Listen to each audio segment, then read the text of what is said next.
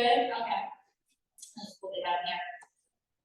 Well, welcome on this rainy Tuesday. I was thinking on the way here, this is an entrepreneurial event, and entrepreneurs show up, rain or shine.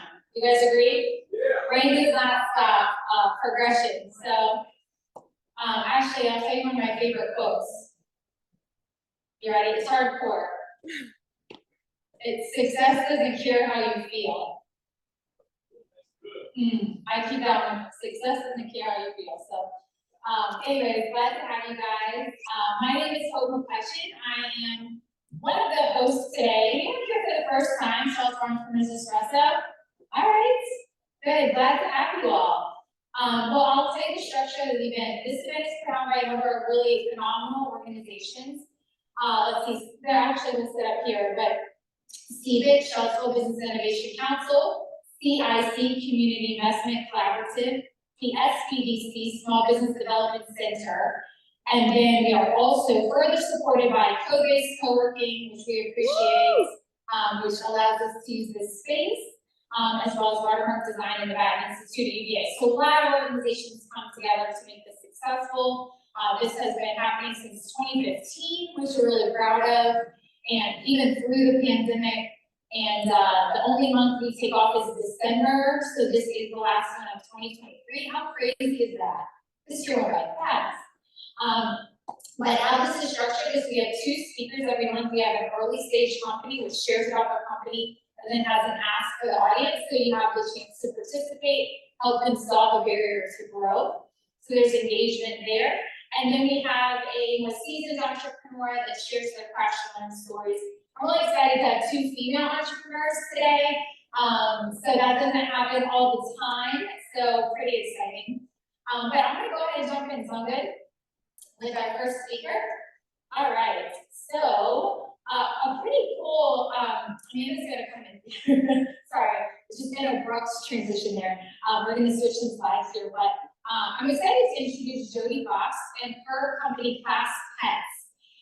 So I'll let her talk about the company, but just her background, she grew up in the Winchester area. She went to Eastern Mennonite University. That's actually where she met her husband and came down to this area, or was in this area and stayed after that. And one of the first projects I think they worked on together was Family Talk magazine, while she was also a teacher. So she actually has a 25-year career as a teacher, most of which has been in the classroom. She gained a lot of experience there. Probably got all her, well, she doesn't have gray hairs, but my husband has grays in his beard. I'm like, those are the girls in your family right there, gray beard. Let's see, she actually has 2 tech startups. The first one was called Flat Hat by Metaclass. That was her first startup. About 18 months she had that before selling it to her co-founder. And Petz is her second project. And so we're here to hear about that. She also is a program designer and mentors entrepreneurs at JMU at the Gilliam School. Is that Gilliam? The Gilliam Center. Gilliam Center, thank you, Gilliam Center. So they have 3 children, and really excited to hear about Petz. So help me welcome to the class.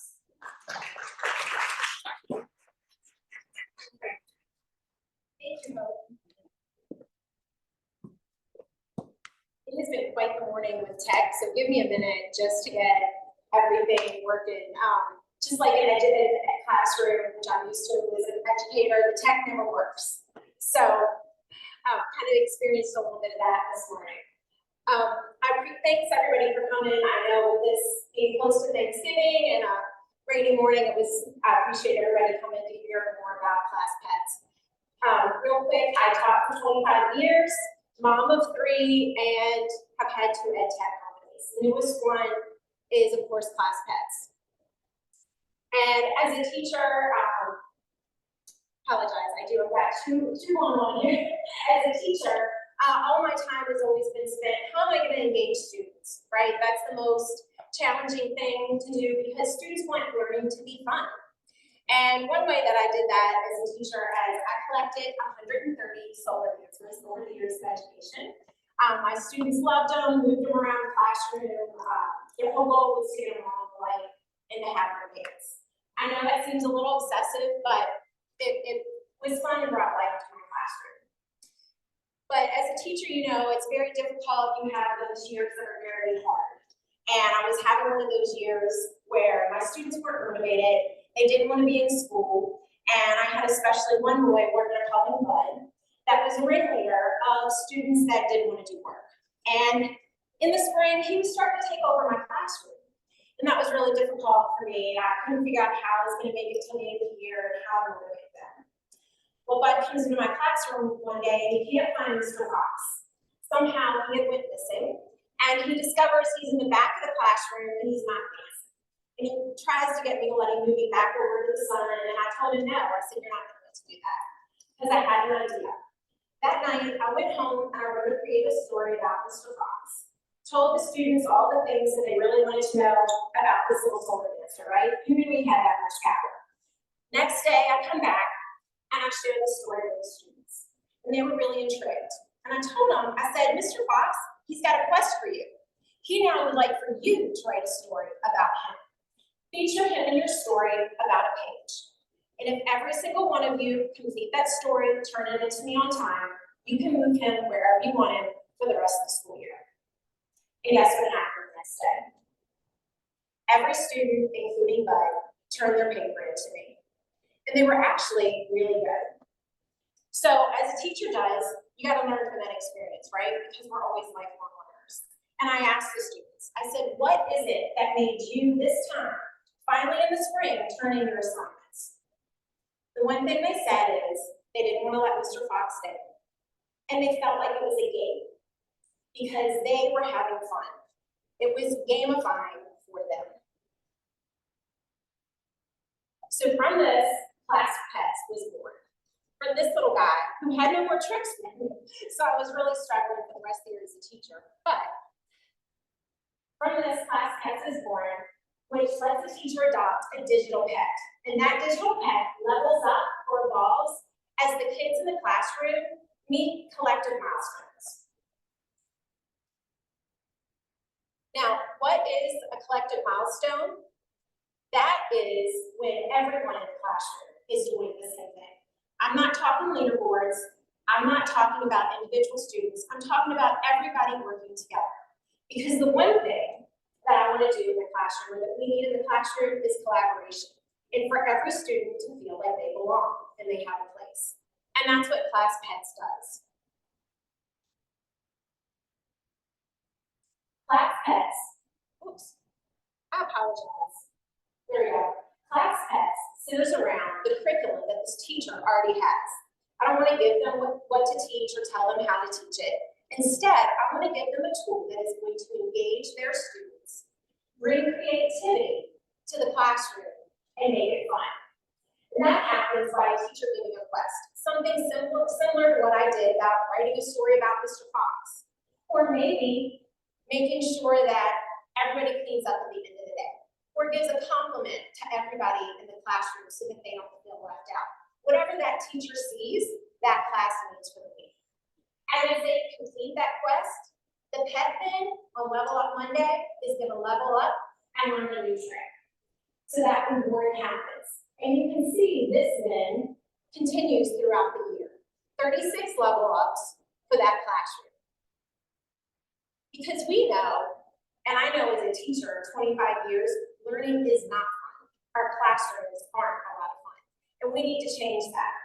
And who knows better about fun and engaging people than the game space? Class Petz brings what we know about gamification and engaging people into our classrooms. Ooh. Sorry, didn't want you to miss her, right? I'm sure none of your children have ever looked like this when they went to school the next day. You guys dropped off the child that looked like that. Because trust me, we went for about 5 years of dropping off my daughter looking like that. But as a teacher, though, there's one thing that I can't do is bring these guys into my classroom. And what do they have in common? What do you guys know about when you see these characters? What do you think of? Copyright, right?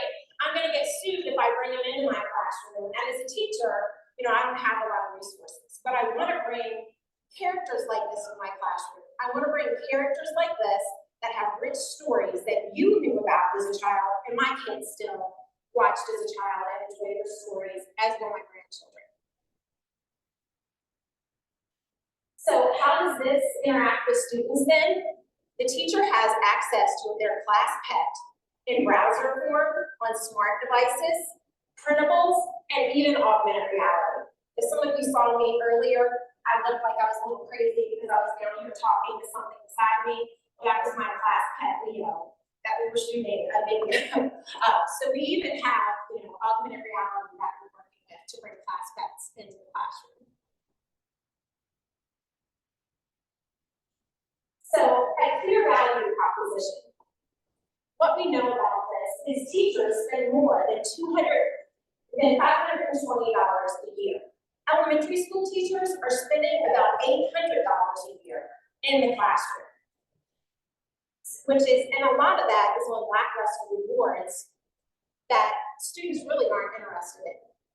What Class Petz does is it gives them a SaaS business model or gamified service that they can subscribe to for $60 a year. And for $60 a year, they then have access to the Class Pet. Students can access it through codes on their smart devices, whether they're at home or at school, and they can access it with augmented reality.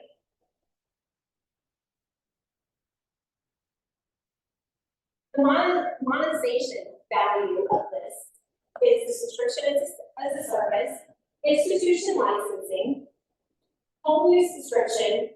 They then have creative licensing. The teacher can use it any way they want for that year, making up their own story depending on the students that they have.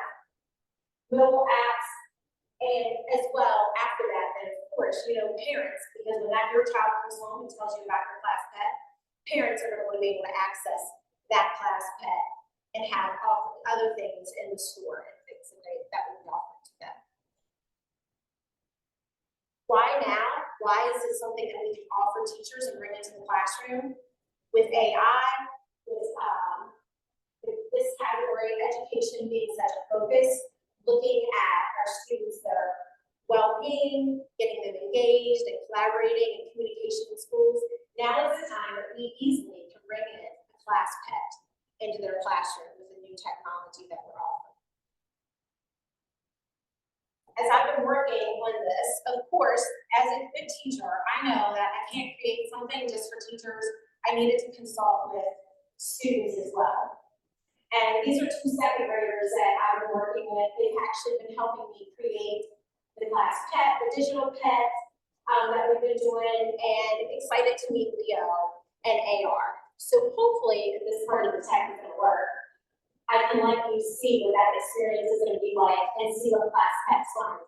And for you to understand what he was standing up here with me earlier.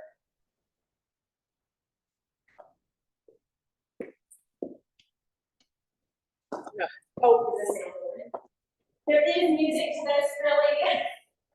They can have, you guys can see, when you put Leo in the classroom, how he comes alive, and you can imagine your creative imagination. Imagine what you were like as a second grader.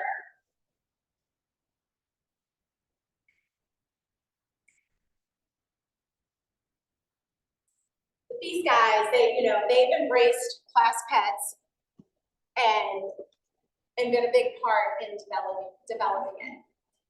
Class Pets offers storytelling engagement.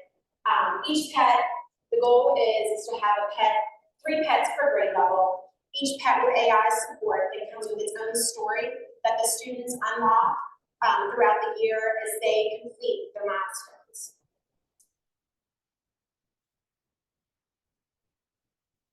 And tech is always, when you put a YouTube video, it always is a little difficult to advance to the next slide.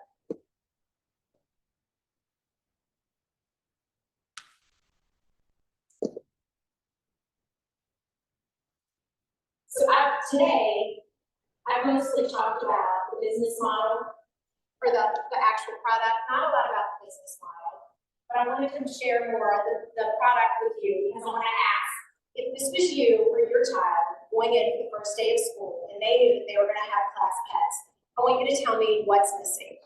What is it that I can change about the product to make it better when I bring this to the classrooms? All right. First of all, thank you so much, Jodi. So she is seeking feedback, what feedback do you have, what could she potentially tweak to make it more attractive, and we have a mic on each side, all up, and we wanna use the mic because we're recording this as well. So you mentioned using AI.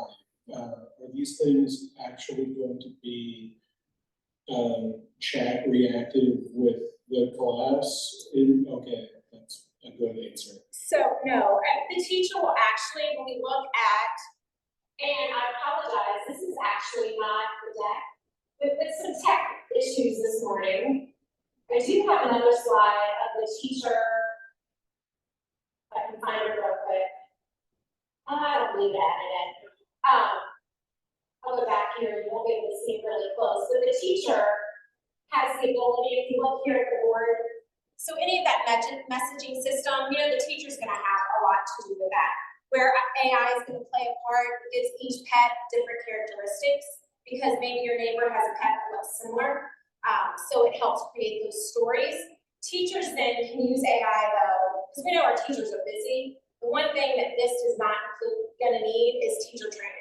But the teacher can put in and say, look, I'm having a bad year, tough students, not motivated in writing, can you help me come up with a quest? And AI does amazing quests then, actually, and lays out. I've experimented a little good bit with it, put in some things that I was looking for, and it can give me 12 quests right away.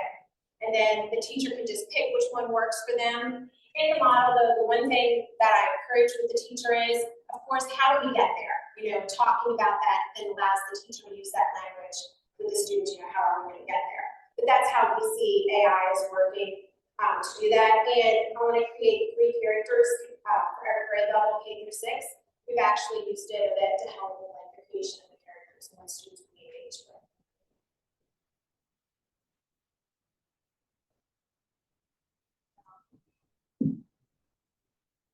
Hi. So I love the idea, and I'm wondering, you were saying if it was like the first day or something, wondering if maybe the pet could be like in an egg and it was hatching, and then the students possibly, especially with like AI, could vote on different things that they like, and then it could just develop that pet, and then it hatches, and then that kind of thing. Yeah, we've actually talked about that and talked about the pet having going from the egg. The reason why I pushed against that is because this pet, and this I call him Ziggy. Ziggy comes in and he has 8 different emotions. So that first day of school, I want the class to see Ziggy is nervous and he is scared because who's going to accept him? I mean, look at him. He's going to feel funny coming into the classroom because he doesn't look like everyone else. Yeah. So yeah, kind of went back and forth with that, but stuck with, I want them to look at him. Every pet is unique and looks different. Because when you walk in the classroom, anybody else walked in and thought I'm different than everybody else, I look different, there's something, the way I dress, something. And that's why we've actually talked about that as we went through it. Thought I would prefer the kids to actually see the pet so they can see his emotions. And then the teacher can change depending on what's going on, that emotion that the pet has. Oh, that's cool. Oh, one other thing too was sort of like the business model. You said it was like $60 a year for an individual teacher. Yes. I was wondering if you were thinking that if it went well, other teachers would then start using it. Have you considered just going to the school and just having seats? Yeah. To sell to all teachers at one time or something like that? One of my favorite, when you look at ed tech, and yeah, been in education for 25 years, so I've seen some incredible and the best ed tech companies that I've seen have been those models where they started selling subscription-based to teachers, right? Because who knows education better than teachers? I've worked in it does. They're the ones that are teaching every day. So I know that by getting the product in their hands, 2 things is going to happen. 1, they're going to tell their neighbor about it, and 2, the kids in their classroom are going to tell all the other kids, and everybody's going to want them to have class pets. Because if you go from 2nd grade to 3rd grade and you don't have a class pet, those kids are going to ask for it. So yes, I do see that model, and then eventually building up to a model where it is a sell to schools and then eventually sell to districts. With my first company, I was selling directly to districts and that industrial sales. I'm just a teacher. I love selling to teachers and making products for them. And I know that to build this company and to make it what it needs to be, that's teacher-to-teacher sales is the way to start.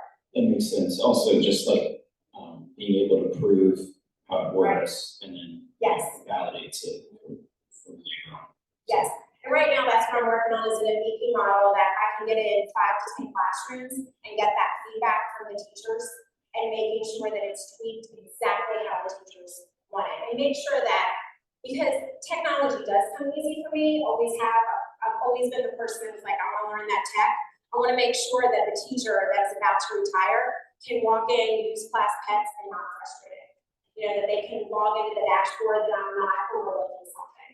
One thing though, class Petz also does not use no LMS systems, no SIS, so the teacher doesn't have to worry about any student data. So it's really simple, makes it easy, and that way parents feel comfortable with it. You know, when the kid comes home, the kid can log in, put in the code, see their pet, and be with the pet without any student information.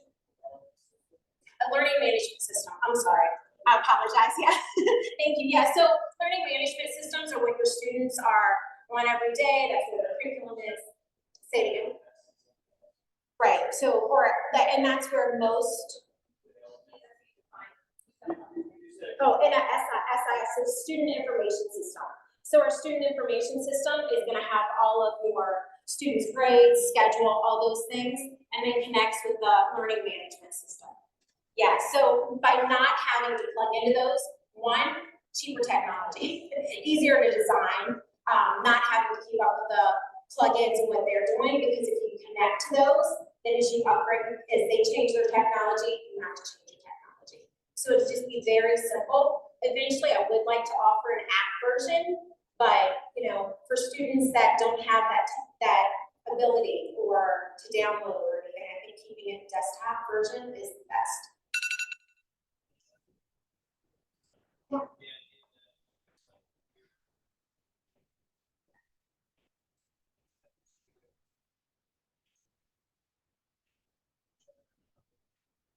Yes. Yeah, I think as a teacher, the biggest person that, you know, that parents are and families, of course, are a huge influence. But when you're in that school, that peer group and your friends, or if you don't have friends, I mean, that's what everybody still wants to connect and figure that out. And I think that's what Class Petz then can help do in the classroom, because it creates this imaginary world or a creative world where students kind of escape. You know, my first year of teaching, I taught 2nd grade, and I loved it because we studied Egypt. And we read, I don't know if you guys read Jack and Magic Treehouse book, it was about Egypt, and that was like, we escaped and made our classroom into as if we were Jack and that's what we did. But, you know, 25 years later, to connect and get students to do that now, doesn't really happen, because the students that we're teaching were born into an age of digital pets and devices, I guess. Oh, I'm sorry. Oh, hi. One quick question, with the generation of the requests, are you able to have those generated in a way that it's integrating with the curriculum so it matches with the teaching plan? Kind of thinking about something that's enhancing the educational content that's in the classroom? Yes, it 100% is in the teacher's hands. And that's what I believe where it should be, so the teacher has control of that. Teacher doesn't always have control over what they're teaching or the materials that the school system selects for them, but they can have control over this and then how to wrap around. Because each teacher totally has a different style, you know, that works for them and the students too. Every year that I've taught, I never went by the same lesson plans. Always dreamed about the first few years of teaching. I was like, oh, eventually I'll just do what I did, you know, this year one day. But that doesn't happen because you get a new group of students. You know, so a good teacher can take this and, you know, make it what they want it and make it work for their students. Yes. Yeah, so that's a lot. So just in the added suggestions and something to think about is, what other revenue streams can you come up with in the future, and where does the big dollars eventually come from, and how does it integrate? And so just thinking about that business model, $60 per teacher going forward long term is you know, the issue so far. Right, if you look at that $60 model, I mean, it does add, it adds up. And I see eventually selling to students or selling to schools because they're gonna want it. I think PTOs probably would be like, hey, we have to have this in our school. But the other part of that is this opens up us, having a store, class pet store with pencils and folders and t-shirts. I would love to, when I have my teachers, send them a box that has like their t-shirt with some pencils and things like that. And when the class goes home and shares it with their parents, are you going to tell your kid no that you're not going to order them a t-shirt? I see.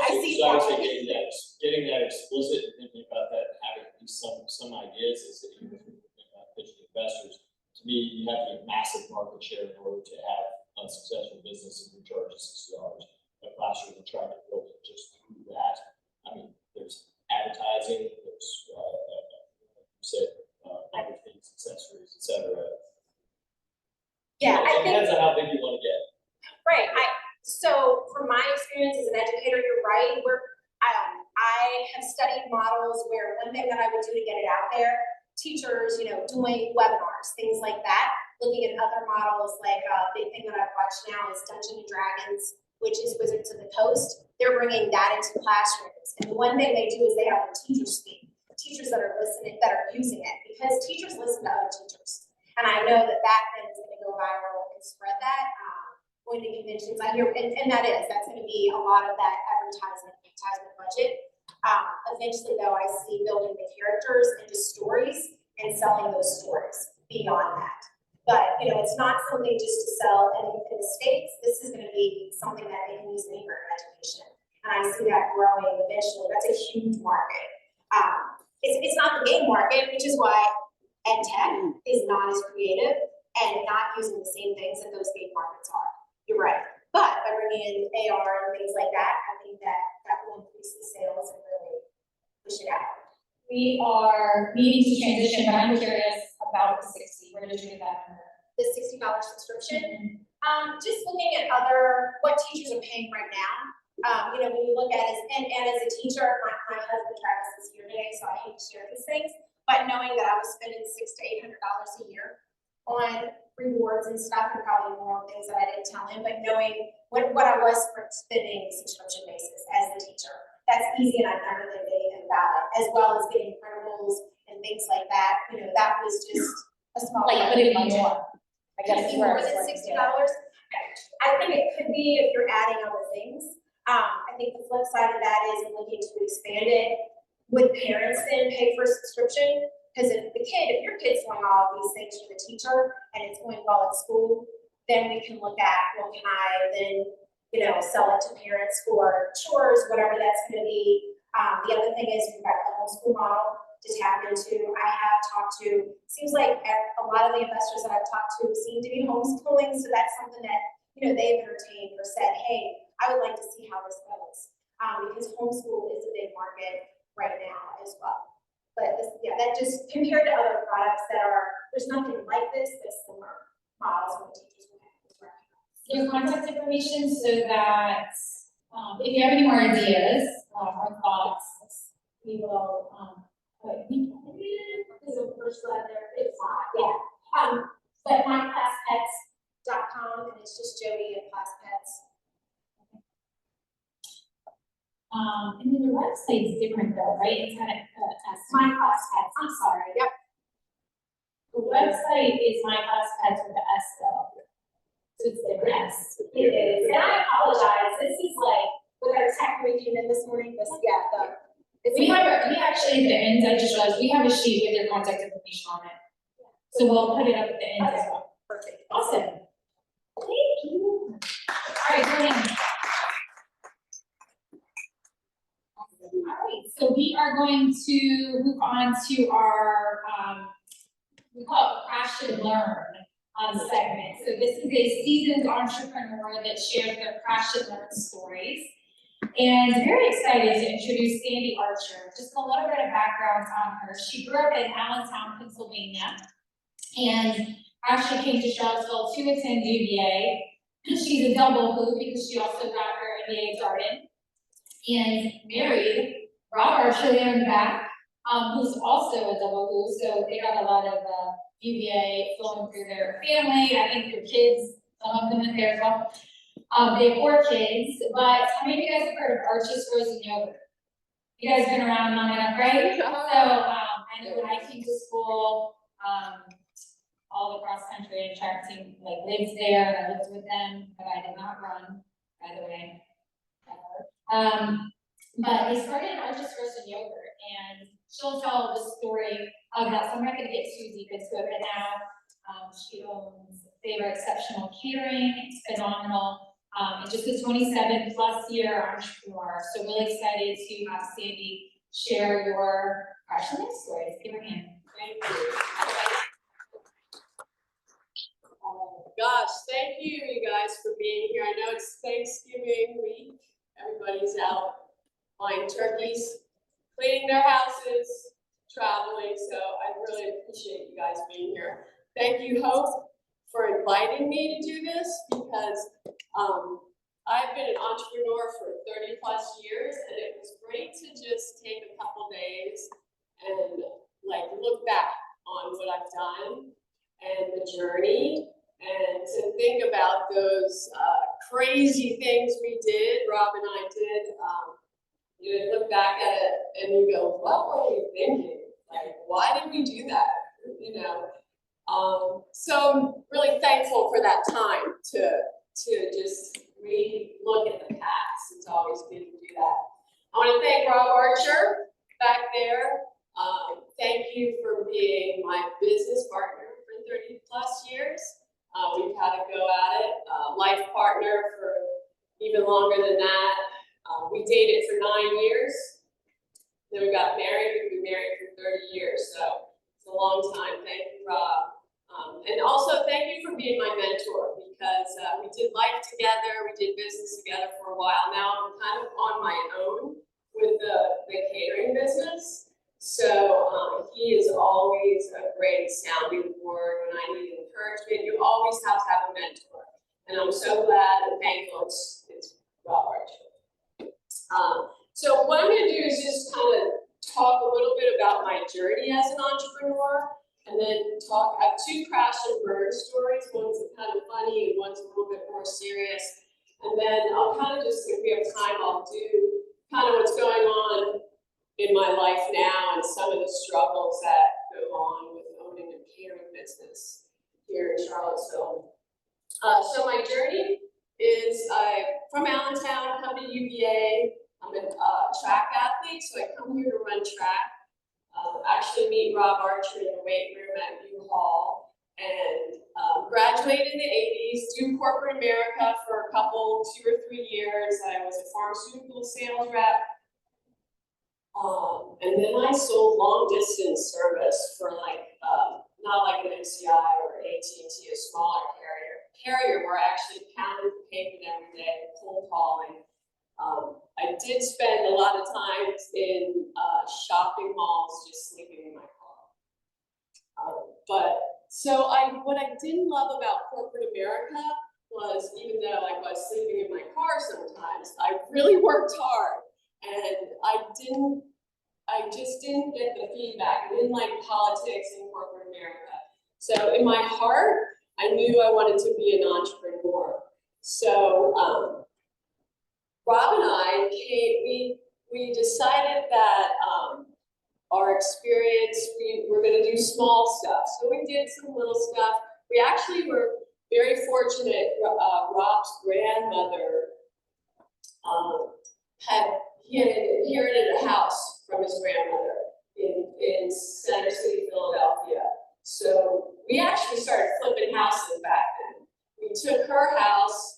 You know, it wasn't like the flipping houses story now. It was basically like clean it out, put some paint on it, and try and sell it. So we did that. We actually made a little bit of money, and Rob was living at home also, which was really great. So we decided we were going to come back to Charlottesville. The trend then was frozen yogurt. So it was like TCBY. You guys remember that? Yep. I can't believe it's yogurt. IC, whatever whatever. So we said, let's go back to Charlottesville. We love Charlottesville. It's a great place. let's do it in Charlottesville. We had a mentor also who was doing it.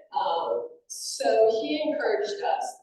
We had a little bit of money. We decided that we would go and find used equipment. We rented a U-Haul, drove to Virginia Beach. We had a contact, a lady who was so helpful. She had 10 frozen yogurt stores in the Virginia Beach area, and she had to close like 3 or 4 that weren't doing good. So we took the truck, went down to Virginia Beach, loaded up the basically yogurt machines, tables and chairs, spoons, cups, anything you needed. And we drove it back here. We did not have a lease anywhere. We didn't know what we were doing.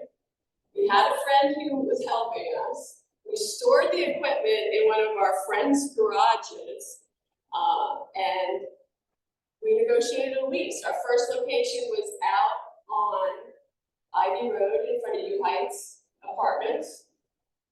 Took us longer than we thought to negotiate the lease.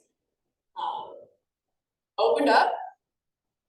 We did $80 the first day in revenue.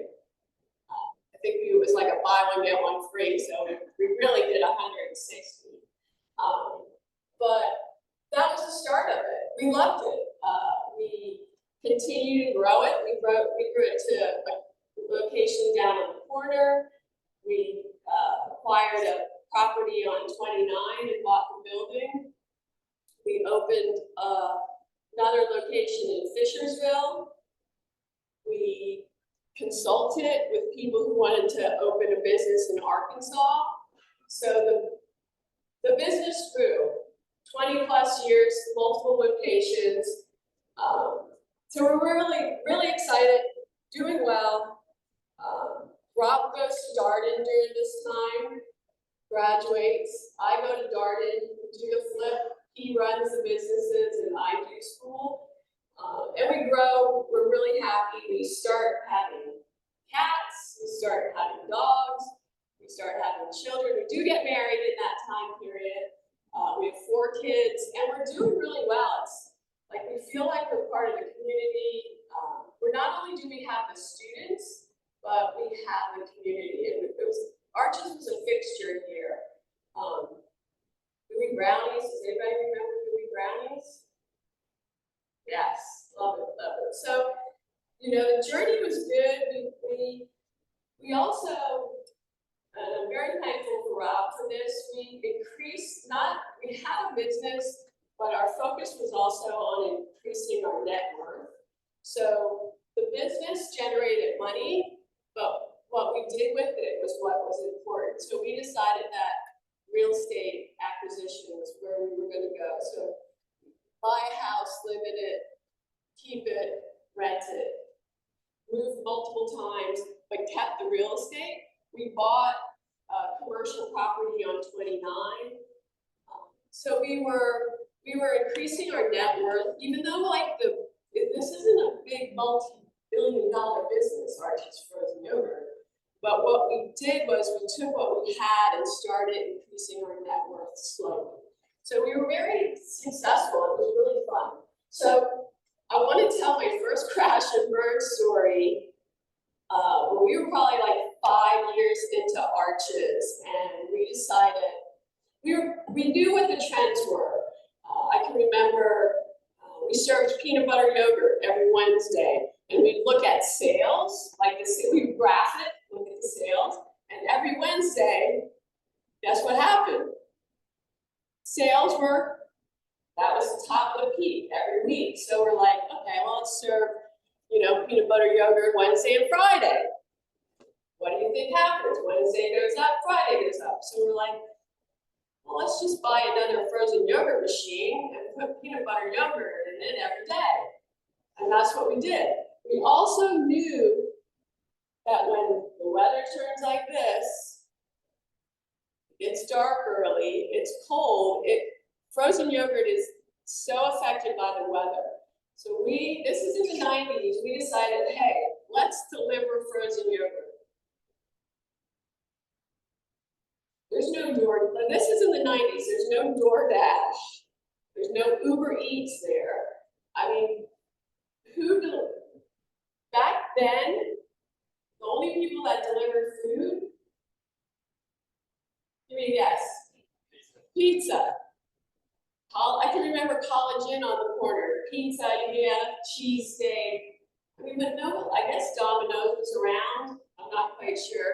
But nobody delivered it. So we're like, yeah, this is great. We're going to deliver frozen yogurt. But in our hearts, we kind of said nobody's really going to do it. Like, who's going to order frozen yogurt to be delivered? But we decided we were going to go for it. So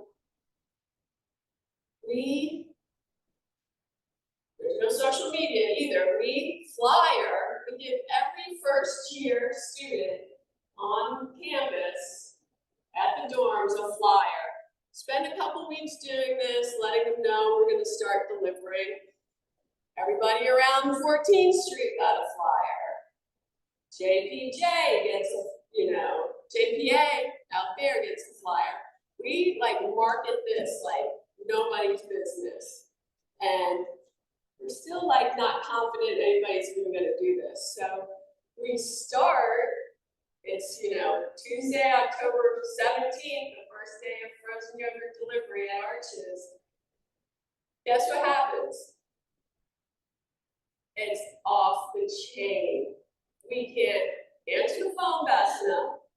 Well, we only have one line, so people are queuing and calling back. We don't have enough delivery drivers. The delivery drivers really don't know where they're going, and we have this big open market where we're delivering to. It was a disaster. People waited an hour to get their frozen yogurt. We did it. We got it done the next day. It was crazy. We called everybody back. We called every customer that ordered because we had an order sheet. So we knew people's names, we knew people's numbers. So we called everybody the next day and, thanked them, apologized, but literally everybody was so excited that we were delivering yogurt. So we did it. I guess I have some learns from that. You guys, you've got to walk before you leap. Whatever you're doing, hindsight, we should have tested a little area. We should have had our drivers, we could have queued up the orders better. Come to a cliff and look over before you jump. Know what you're doing. Test the waters. Hindsight, we ended up making it work, but I think part of it is we didn't believe it was gonna work. So we didn't say, well, what if this goes gangbusters? How are we gonna how are we gonna accomplish this? So that's what I learned on that one. So that's a funny story. Then my other crash I learned is with Arches is what happens in 2008 for the economy. So we've got the recession of 2008. I think there were crickets on the street here in Charlottesville. Nobody was driving anywhere. Nobody was going out to lunch. Disposable income. Nobody was very tight. They weren't, they were not going to go out and get frozen yogurt. So that was tough. The other thing was, at that same time, we kind of had a double whammy. The industry had changed. Sweet frogs came to town. The whole model of serving frozen yogurt had changed. It changed to self-serve. We had been out in California 7 years before, and we had seen the model, the self-serve thing. Go in, serve yourself yogurt, put your own toppings on it. We're like, that's stupid. Well, actually 7 years later, the trend becomes East Coast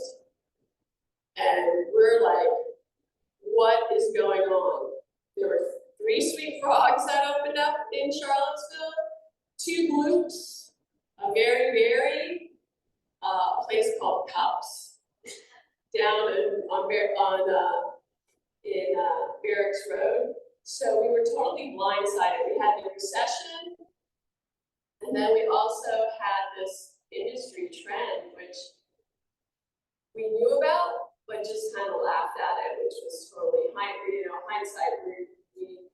We were just, I think we were just pretty complacent at that time. We were successful. Our emotions were in what we were doing. We loved what we were doing.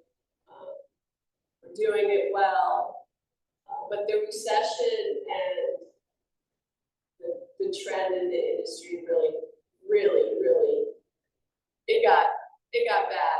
We also had purchased the property where we had a building, so we had a high mortgage. Sales were, things were not looking good. So we really, like, the learns for that are, one is you've got to take your emotion out of what you're doing. I think for Rob and I, we were just, we were too tied into it. We did spend some, so how we reacted, we tried to save something that was dying. And at some point, you've got to realize it's futile, and we didn't. We spent a lot of money. We changed locations to be self-serve. So we saw the trend. We were just behind it. Like, I wish we would have been the first ones to do it here in Charlottesville. But we couldn't buy into that. We thought it wasn't going to work. So hindsight, I think taking your emotions out of something is the best. Always have plans. Always have a plan A, a B, a C, an exit strategy. We did not have any of those. Another learn from that situation is to live under your means. At that time, we had 4 kids that were in private school, preschool. We're like, we gotta do something about this. Guess what they were riding next school semester? Big yellow bus came to our house, and we changed our means of living. We decided that, we had to skim it down and live a little bit more frugal. So in business, you are definitely going to have some highs and lows, and you have to be able to survive the lows. So my learn from the situation is to live under your means and to be able to do something so that you can continue to survive. I think Rob and I, we knew we could go back and get a corporate American job, but we didn't want to do that. So we changed the way we lived and made it more, we could ride it out. We ended up having to sell some real estate to make it through that time. But living under your means is a really good takeaway. So, we're at that point where now what are we going to do? I think one of the things that I've learned is you got to take what you have and what can you do with it. So we had the building, we had a kitchen.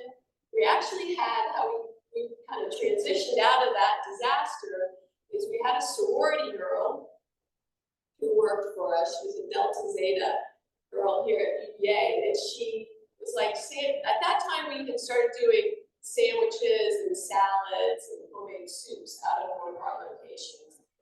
It's like, Sandy, you should be cooking for our sorority. Rob was like, that's a great idea. We met with the house mom at the sorority, and we really convinced her we can do it. So I started cooking for 50 sorority girls every day. I cooked them lunch and dinner, delivered it to their house. We did it out of our Arches location on 29. We had a flat top and 2 burners. And we took what we had and we made it work. That business developed into another sorority. Word of mouth is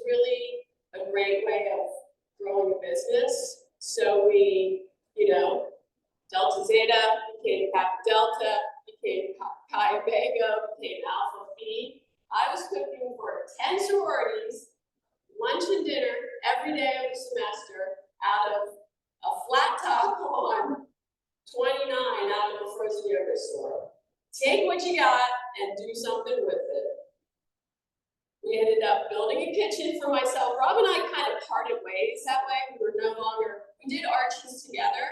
Rob kind of went on his own and did some startups and did his things to reinvent himself, basically. And I took and developed this catering business called Flavor. So I did that for for probably 3 or 4 years and grew that. I did it by myself. I knew that to expand, I needed a partner. Like it's intense work. It's, you're cooking, you're on your feet, you're doing a lot of things. So I knew I needed a younger partner. I found a business partner. I did sell half of my business to a younger, or I don't know. I found the perfect partner is what I'd like to say. And he's been with me for about 4 or 5 years.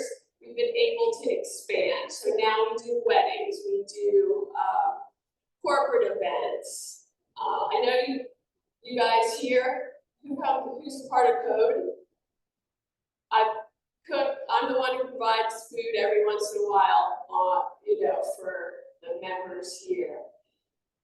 But having a business partner has allowed me to expand. One of the things I would have to say that I'm learning now, that I struggle with now, is that who you have with you is so, so important. The people that you surround yourself with are so important.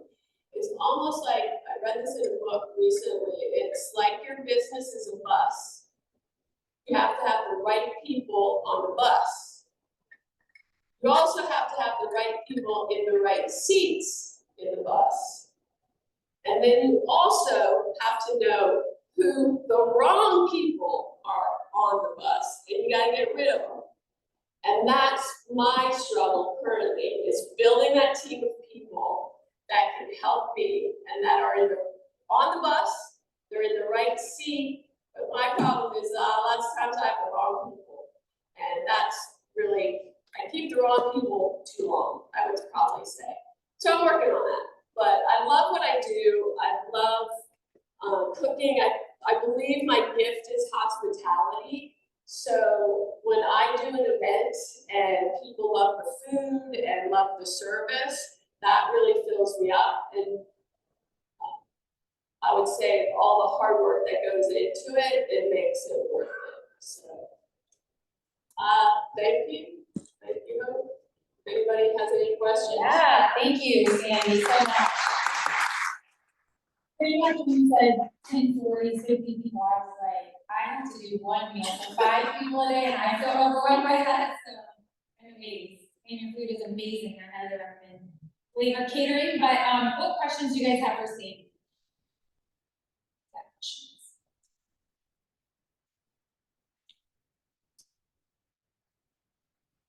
Rob Archie's gonna ask the question. Kind of question. You talked about creating essentially a minimum viable product to test. And had we had maybe, sort of the startup manuals that are sort of prevalent in today's world, maybe we would have created an MVP. So one of your running points was maybe create an MVP and test, and we didn't quite do that. Yeah. So what did you think was going to happen when you put flyers everywhere to show everybody, and you only had one phone line? I know. I think we really didn't think it was going to be so busy. We really underestimated the potential of it. And then we also, we would do it during the winter months, and I believe we did it a little bit too long. Like we never had an end point. So when we realized, it's time to cut it off. Again, emotions run high in how we run and own businesses. So we didn't want to let down the person that we knew ordered every Tuesday. But having an end point was pretty important too. So you think we should probably think about the end? Yes. When we start? Yeah, absolutely. Did you think about selling versus closing down Arches? Like, was that a decision point you guys had to make? Yeah, so we had 3 locations. We closed the Ivy, our original location. And then we actually did get to sell the one on the corner. And so that was nice. Kid you not, I put the ad on Craigslist and we sold Arches on Craigslist.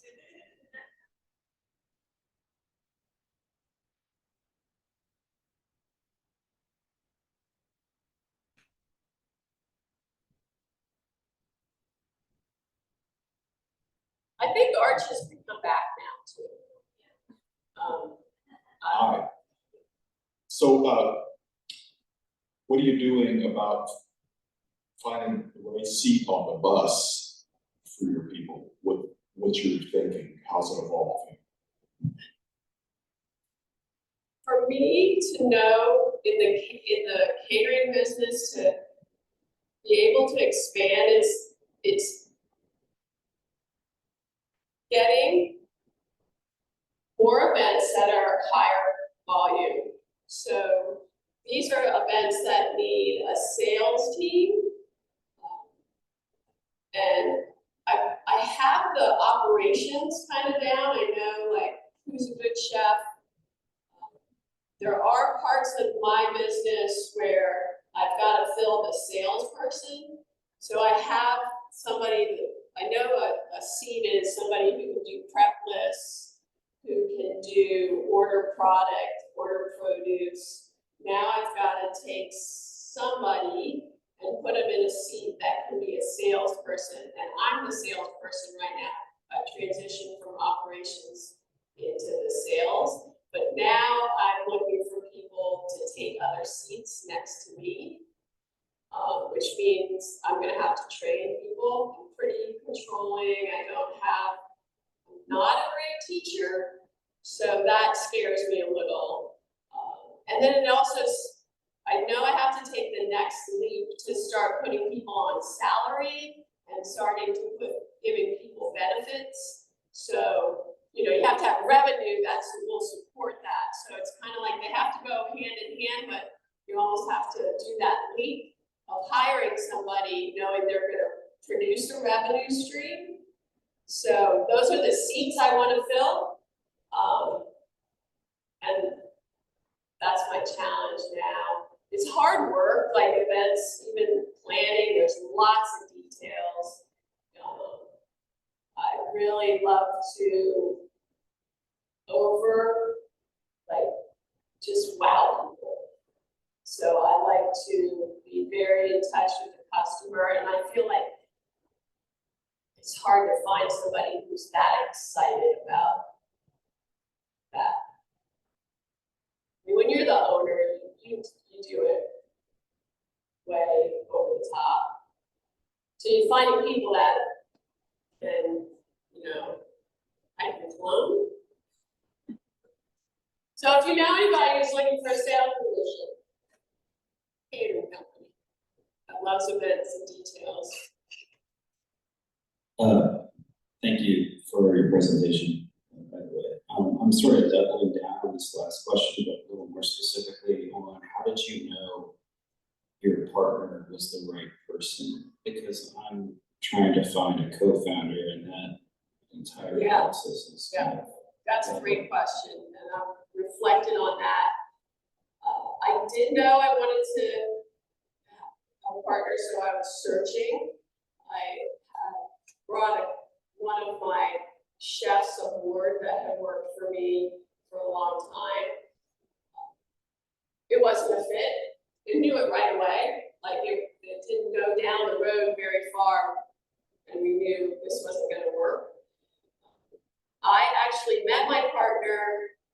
Fitness is a big part of how I deal with stress, and I think everybody needs, like, being an entrepreneur is stressful. You have to have a way of dealing with your stress. I love fitness. I love yoga now. So I went to this little studio called the Ce2, little gym, and I was always looking for people to work also. And this guy would come in the gym all the time, and he had a chef coat on. you know, like my eyes light up. I'm like, I've got to meet this person. So I go up to the front. Success Studio is a small boutique, not a lot of people. Go up to the front desk and ask the girl, you know, who's this guy that keeps walking in with chef coat? She's like, oh, that's my husband. I was like, oh, really? Can you introduce me to him? So he starts working for me part-time. He's like chef at the Boar's Head. Like, I know he loves food, you know. When you're in the industry, yeah, there's people that are just doing it for a paycheck, but then there's people that love culinary. And so he started working for me, and I knew that. Like, he came in, he would work his morning shift at the Boar's Head and then come and do some part-time work for me. So I didn't tell him this, but at the time I was like almost grooming him or knowing like this guy could be potential. So when I saw his work ethic, didn't talk about it, because sometimes I think when you talk about it first, you ruin it, you know. And then I was like, you know, worked for me for a few months. I was like, so what do you want to do with your life? You know, he's young. So my partner's 30. He's young. And I was like, so what do you want to do with your life? I think he was newly married too. And he's like, well, I'd love to own a catering business like this. I was like, ding ding. I was like, you know, it was almost like I did the happy dance inside, but still did it slowly, like still kind of like, you know, still tested the waters, and it ended up, we became partners. Of course we do this. We built a brand new kitchen. So I built a kitchen, leased a space, and then had the opportunity to do it all over again. We actually bought invested in this building on Harris Street, where Ace Biscuit and Barbecue is now. So we became part owners of this building, kept Ace there. We did one of the spaces, and then we took part of the building for us to build a new kitchen. We did this. I get a new partner, and then COVID hits. We're not even like, health department hasn't done a final inspection, and COVID hits. What do you think happens to this hospitality business during COVID? So you become partners, and we really struggle. Like, there's no revenue. The revenue is this. This is what's on the books. Really, it's zero. If it wasn't for PPP money, we would have been over. But we survived. We did a meal replacement system, but there was also no, like, part of our partnership was we were gonna take distributions. That's how I was gonna get paid back, and he was gonna, you know, also get paid too. So we spent a lean 3 years where him as a partner, he could have walked also, because it didn't look good. So I guess to really answer your question is, go slow when you see somebody, maybe not even like, you know, keep it tight so that you know it's the right person. And I feel like, you know, anybody, you know, talking to people, letting people know also that you're looking, like, is a good idea also. So it's kind of like you want people to know, but then you want the right person. But I feel like, you know, character is important, work ethic is important. So venting that person is key also. Thank you. Great question, great insights as well. Give Sadie hands. And if they want to continue to chat with you, is there contact on your website, or is there a better way to reach you? Instagram. Okay, so DM her on Instagram. Yep. And follow her. And follow. Yep, give her a follow. All right, thank you so much, Sadie. Absolutely. All right, so we are winding down. We close with announcements, and what we announce is if there's any upcoming events that you want to share with the room, or if your company's hiring, outside of, favors hiring for sales. But if your company's hiring, so there's 2 opportunities to share, and we'll start with our partnering organizations. Can start here with Shira. Hello, my name is Shira Goldine. I am the events coordinator with the Central Virginia Small Business Development Center, or CVSBDC, so that 5 times fast.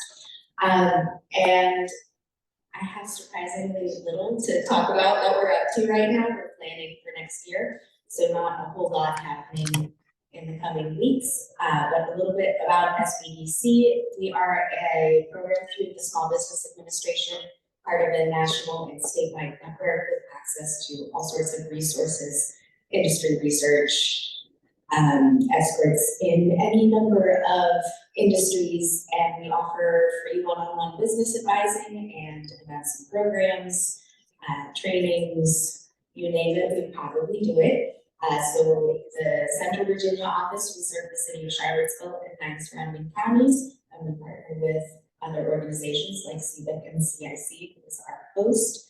And one particular program that I like to highlight at CE2 is our ICAP, which is the Innovation Commercialization Assistance Program through our state network. So it's a very customer discovery focused program that is offered, and again, this is a free opportunity that is incredibly valuable for newer founders or someone getting into a newer industry that you're less familiar with, to go through, it's based on the lean startup model, to go through a customer discovery process and have mentors and a cohort that you're working through the process with. We also have an international business program and craft beverage assistance, so we do all sorts of cool stuff. And really don't have anything specific coming up right now, so I'll hand it over to Ivania. Hi everyone, my name is Ivania O'Brien. I'm standing in Hannah's place. She's out on vacation, living her best life. So I'm with Community Investment Collaborative, and we support entrepreneurs through education, mentoring, networking, and financing. We host the SBDC, and the biggest announcement right now is that we are accepting applications for our signature program, our 16-week entrepreneur workshop. We host it twice a year, spring and fall. We're gearing up for 2024 sessions offered in Charlottesville and in Culpeper. They're due on January 5th, but the class pretty much prepares new entrepreneurs or existing, entrepreneurs that already have businesses. It takes you through the skills and fundamentals that you need to successfully run a business. So we cover cash flow, break even, marketing, branding, time management, pretty much anything that you need to run a business on a basic level, it's covered in that class. So if that's of interest to you or anyone that you know, apply through our website, cicville.org by January 5th. Thanks. Hi everyone, I'm Amanda Wiskowski, Deputy Director of the Charlottesville Business Innovation Council, one of the hosting organizations for this event. My announcement is just that we have our holiday party on the same night as we usually have our Tech on Tap, which is the second Tuesday of the month. So it'll be Tuesday, December 12th. We have a new location, Chickadee. The food is delicious, best fried chicken place in town. The drinks are also amazing. So come celebrate with us. The theme is Toasted Time. So we'll be looking back on successes and challenges throughout the year and recognizing local business community members as well as just celebrating. We're also looking for partners and sponsors for that event. So if you're not already an annual partner at CVIC or a member and you're interested in some recognition and helping us produce the event, maybe as a beverage sponsor, come talk to me after this. And also want to just say, as we close out the year, we won't have the December CE2, but we will see you in January for all of our monthly recurring events. And thank you so much to the Code Building and Special Purpose co-working for hosting all of that amazing, such beautiful space here. Awesome, thank you, Amanda. And ladies in general. So Any other announcements? So you can share, just stand up and share either events, kind of like what these ladies shared, or if your company is hiring. Go ahead. Clay, your consulting hosting executive December 5th from 8 to 10 at the Farmington Country Club. Breakfast is included, and we're talking about sales and how to set their targets for next year and partnering with a company that does some deep dives into sales metrics and analytics. Heard about how. And just find you Clay if they're interested. Yeah, Clay, CLAY at yourEURE.com. No, what's your name up? No. Anybody else? Go ahead.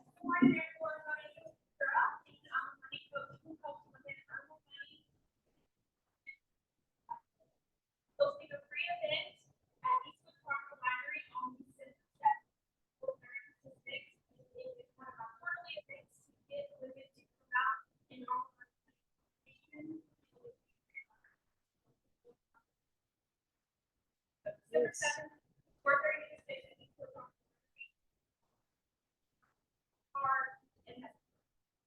To grab our card if you'd like to attend that. Is it women only? Yes. Okay. For the ladies. For the ladies. What else? Anybody else? All right, well, Nan's already said it, but this is our last teacher of the year. We'll see you back here January 2024. Crazy town. Have a great Thanksgiving. Thank you for coming out the week of Thanksgiving, by the way. It was really great to see you all. So happy Thanksgiving, Merry Christmas, holidays in general. And we'll see you after the new year right here. Thank you, Code Base Co-working, SBDC, CRC, Guide Institute, Watermark Design, for that. Have a great one. We're here till 10. And then if you want a tour of the Code Base, if you want a tour of this facility, by the way, we could pull that off, just meet Rob in the back. All right, bye.